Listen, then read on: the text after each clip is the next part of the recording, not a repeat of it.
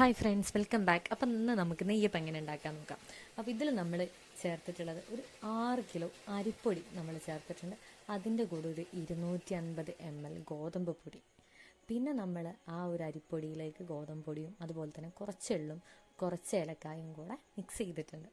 കൂടാതെ നമ്മളിവിടെ നമ്മുടെ തേങ്ങാക്കുത്ത്, അതായത് തേങ്ങ കട്ട് ചെയ്ത് അല്ലെങ്കിൽ കൊപ്പര ആയാലും മതി, ജസ്റ്റ് കട്ട് ചെയ്തിട്ട് എന്ത് ചെയ്യുക, നമ്മളിതിലിട്ട് നന്നായി അങ്ങ് ഇളക്കാം എല്ലാം കൂടെ.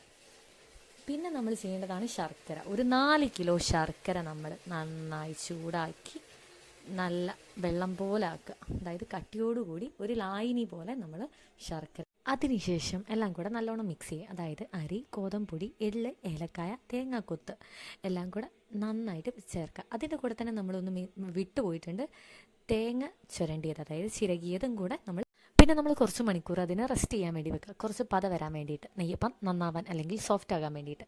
പിന്നെ എണ്ണ ചൂടാക്കിയതിന് ശേഷം നമ്മൾ ചെറിയുള്ളി ഇടുക.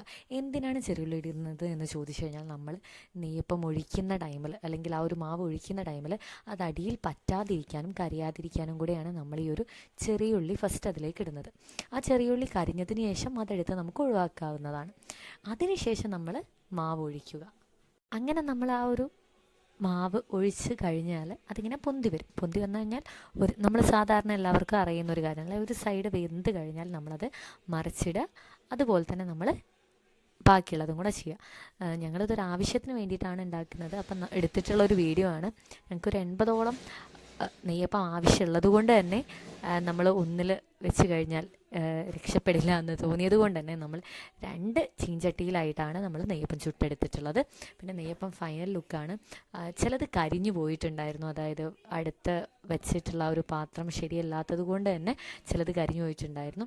പിന്നെ നമ്മൾ ആ ഒരു പാത്രം എടുത്തു, നമ്മുടെ ആവശ്യത്തിനുള്ള നെയ്യപ്പം ആയതുകൊണ്ട് തന്നെ നമ്മൾ ആ ഒരു പാത്രത്തിൽ ഫിക്സ് ചെയ്തിട്ട് നമ്മൾ ഹൗസ് വാമിംഗ് ഉള്ള ഒരു വീട്ടിലേക്ക് ഈ ഒരു നെയ്യപ്പം എത്തിച്ചു കൊടുത്തിട്ടുണ്ട്. അപ്പോൾ എന്തായാലും ഈ ഒരു നെയ്യപ്പത്തിൻ്റെ വീഡിയോ നിങ്ങൾക്ക് എല്ലാവർക്കും ഇഷ്ടപ്പെട്ടു എന്ന് വിചാരിക്കുന്നു. എല്ലാവരും ഒന്ന് നെയ്യപ്പം ഉണ്ടാക്കാൻ ട്രൈ ചെയ്ത് നോക്കുക. അപ്പോൾ thank you for watching this video.